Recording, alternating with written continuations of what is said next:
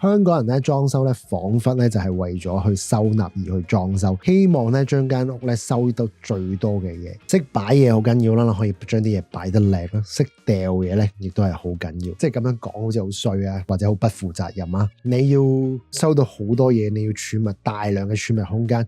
咁不如你住貨倉啊，貨倉收到好多嘢啊。當你嘅裝修只係為咗收納，呢個已經係出現問題。我覺得大家應該要反思下，你而家所擁有嘅嘢係咪真係值得留低？400零尺就真係400零尺，因為你 afford 到400零尺，呢個係不爭嘅事實。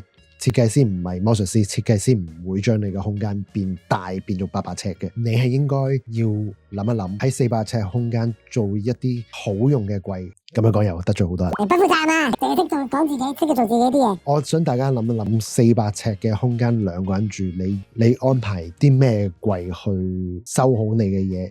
收納嘅重點係你要收好啲嘢之餘，仲要容易存取，攞得到出嚟，呢個先係重點。你攞唔到出嚟嘅嘢，嗰度就會變成廢物，嗰楷嘢就係多餘嘅收納空間咯。而地台櫃，我聽咁多人講，擺咗落去，你永世都攞唔翻出嚟。